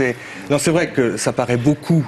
Mais elle vivait d'une manière... Ça, c'est très élitiste. Oui, mais parce qu'elle faisait tellement peu de choses par elle-même, et puis elle était fatiguée, donc ça paraît beaucoup d'argent, mais pour elle, c'était peu.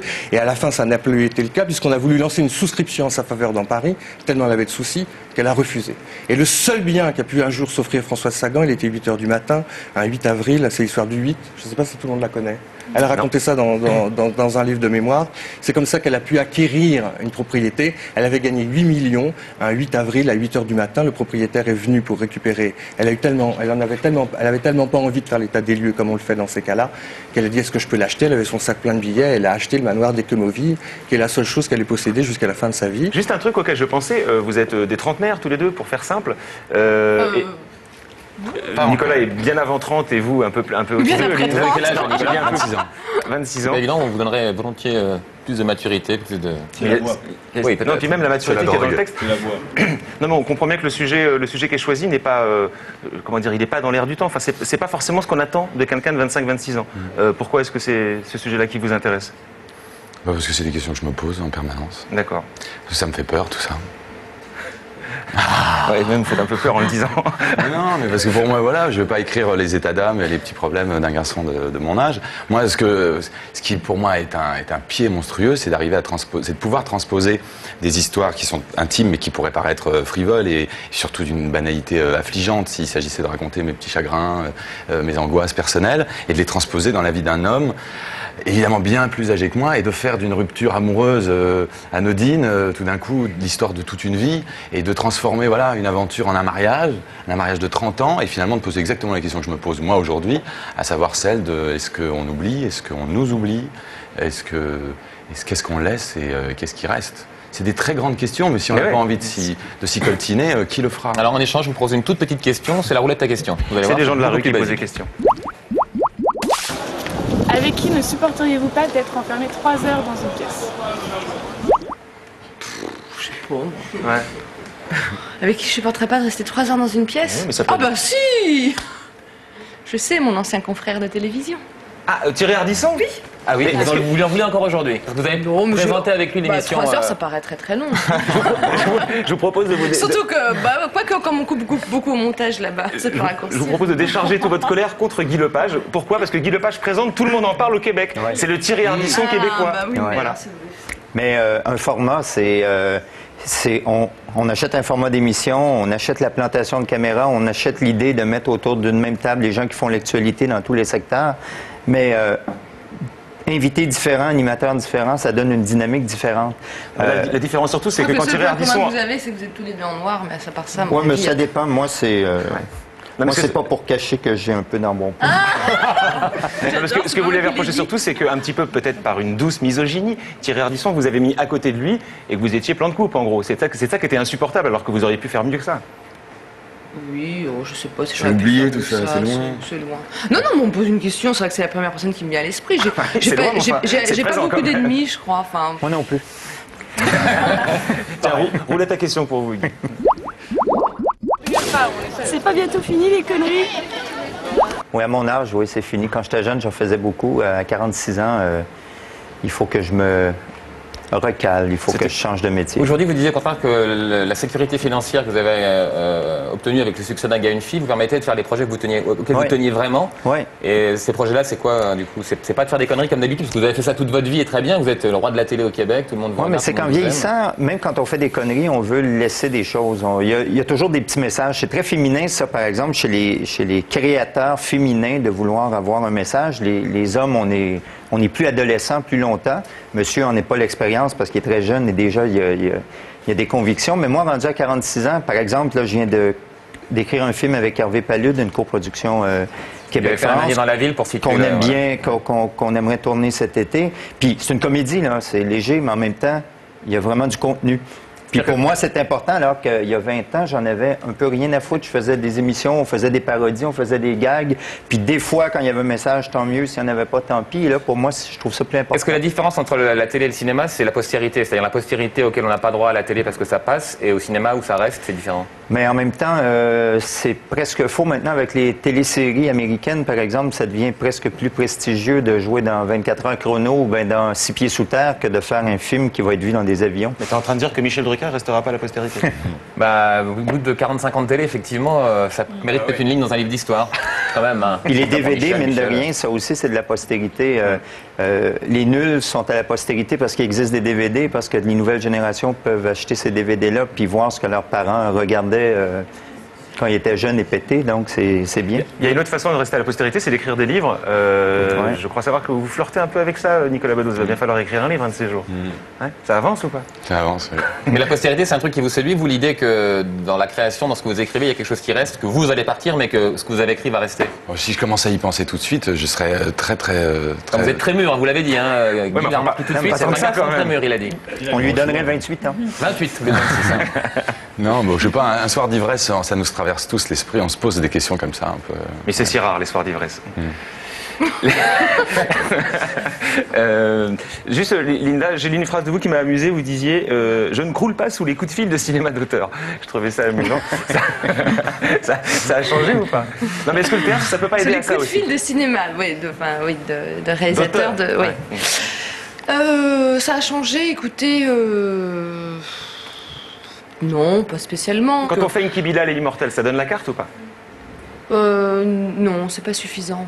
C'est pas suffisant, enfin c'était un cadeau magnifique, mais c'est pas suffisant. En plus c'était un rôle tellement atypique que c'est un joli film d'auteur. On est dans un pays, enfin je sais pas si c'est particulier à la France, mais on est dans un pays où on vous voit, on aime vous voir jouer toujours les mêmes choses. Alors c'est sûr que quand on me voit jouer une mutante, c'est difficile de le reproduire sans arrêt.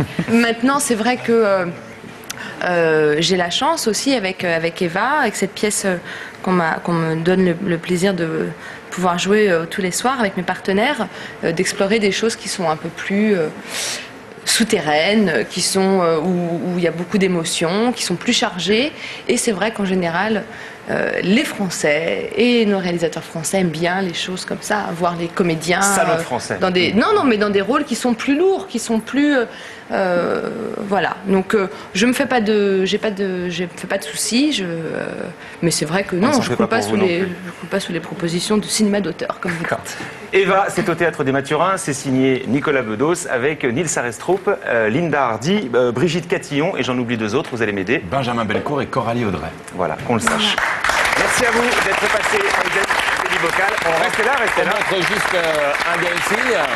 Vous avez peut-être découvert avec nous pendant la soirée Guy Lepage, qui est l'inventeur du concept, qui aujourd'hui travaille au cinéma, qu'on verra bientôt, où on aura le plaisir de vous recevoir quand vous sortirez votre film. Ça, c'est la version québécoise, celle qui a donné l'idée de la version française qui passe tous les soirs sur France 4. Donc vous avez les deux, la française sur France 4 et la nouvelle qui arrive dans les bacs. Merci beaucoup Guy d'être venu nous voir et d'avoir parlé de votre travail. Et n'oublions pas Clovis Cornillac qui est à l'affiche de Scorpion, c'est sorti mercredi dernier. Merci à tous.